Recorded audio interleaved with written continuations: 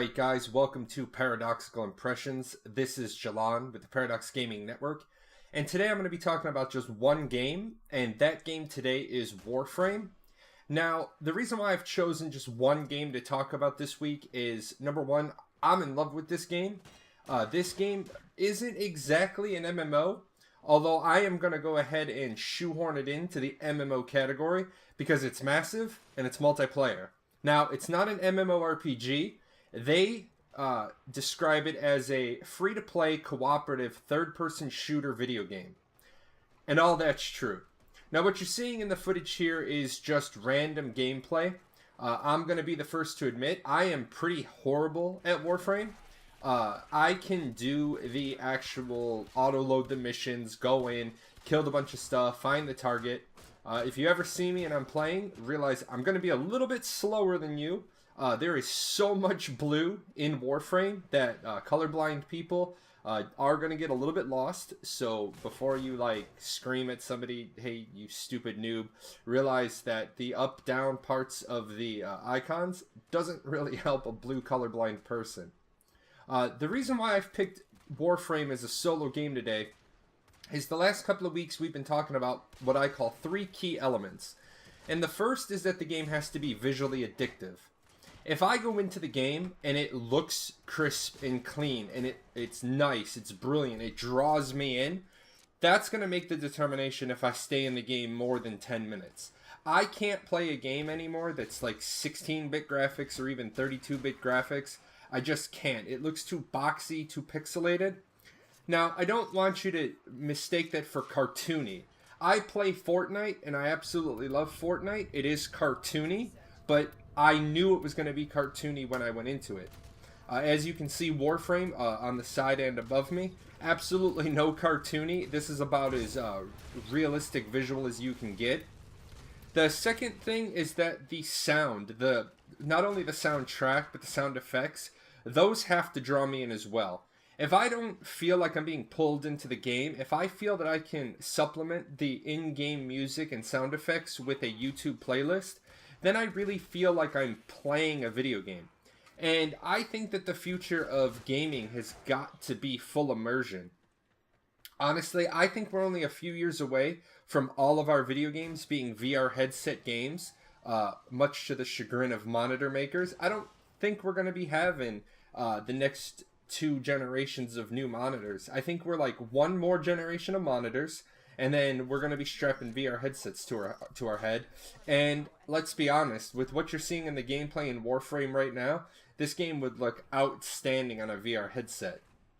And finally, with Warframe, I have said that a game has to be easy to control, but not easy to play. And I will say that if you are looking for a difficult game to play, most certainly check out Warframe, because I liken it to the difficulty that I give to Eve. There is so much in this game that you will have to get good at and get into, that it is a very complicated game.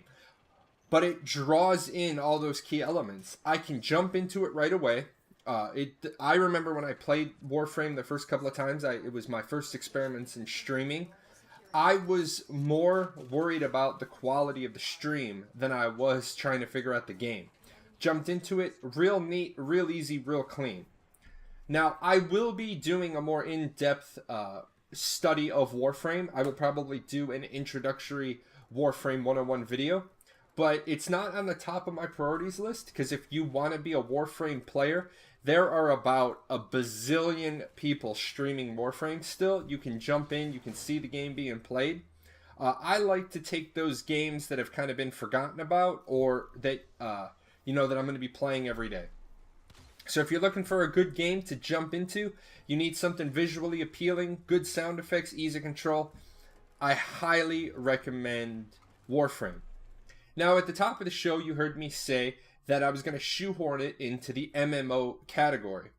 Now, we're so accustomed to calling stuff an MMO that a lot of people forget that we have to break apart MMORPG to just massive multiplayer online game. Now, what does it mean to be MMO? Well, I've really been struggling with this concept lately, because There's a lot of games that you can play online with people that I don't think fit the MMO category. One of those might be Diablo 3. Season 12 just started, and of course I'm doing my season thing, and I realized I can play the game solo.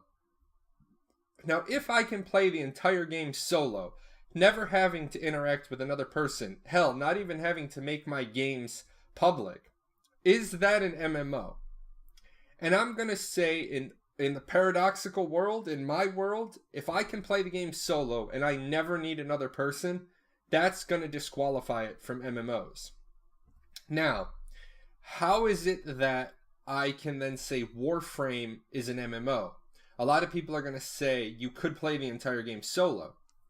Except that's not true. There are going to be some missions that you pull that if your team isn't good, if you don't have a full team, you're not going to be able to hold the 4 points. Now, I don't want to spoil much about that for Warframe for you. I want you to be able to see those with a clean set of eyes. But just when you do finally get the 4 points mission where you have to hold four nodes at the same time, realize you'll be like, oh, that's what Jalan meant. It's not a true single-player game. The other thing I've been thinking about is, what about games that get the MMORPG title that you can play without interacting with another person? And the big one I think about is ArcheAge.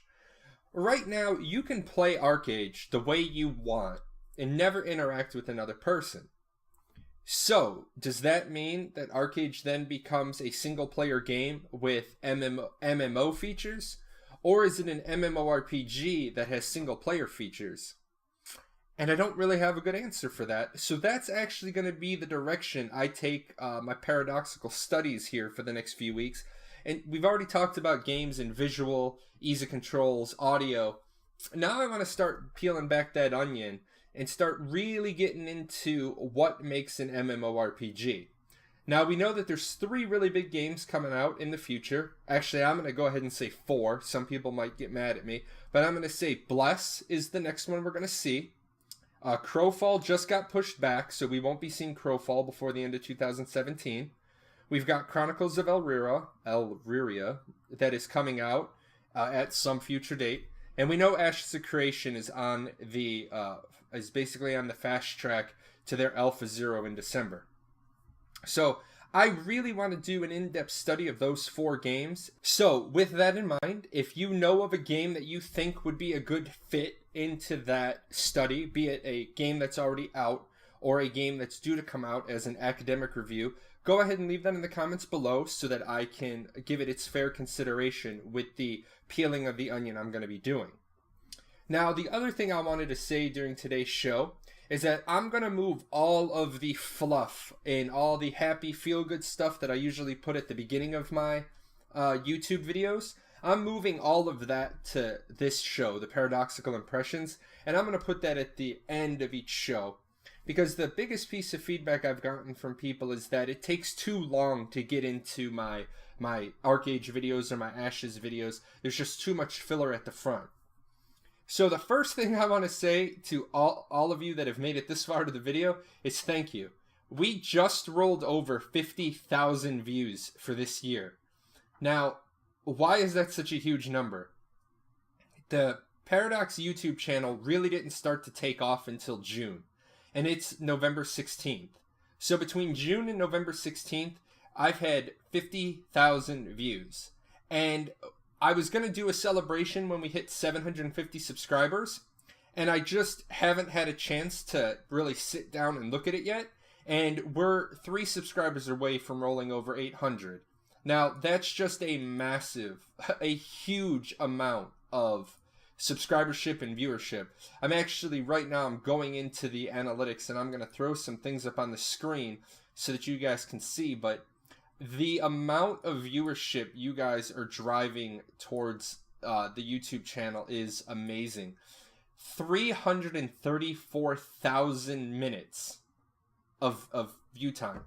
That is 232 days. That's huge. So people are actually enjoying what we're doing here. And I say what we're doing because really the first about 24 episodes of everything I did was me getting started.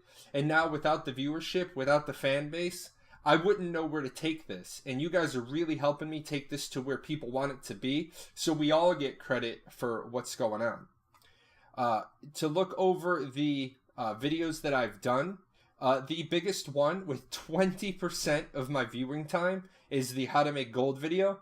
And I promise you there is another ArcAge 101 how to make gold video in the works.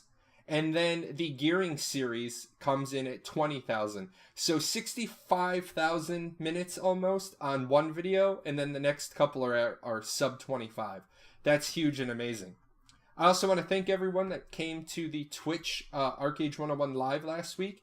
Got us up to a huge number of subscribers, and I don't plan on stopping that.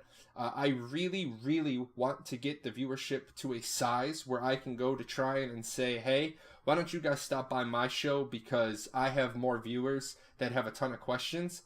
That's really my goal for the ArcAge 101. I want them to recognize that there are people with good ideas and good suggestions. So that's it for this week, guys, on Paradoxical Impressions. Really going into the next week, I'm going to be pulling apart, like I said, Bless, COE, AOC, and Crowfall. Really just trying to figure out, are these MMORPGs or are these single-player games with multiplayer functions? And as always, if you got any questions, hit me up. Here's all the different ways that you can find me. And hope you guys all have a great week going into next week. Happy Thanksgiving if I don't get a video out for you next week. Hey, you. Yes, you. Yeah, you. I'm talking to you. Hit that subscribe button. Watch a couple of more videos. Go check out our website.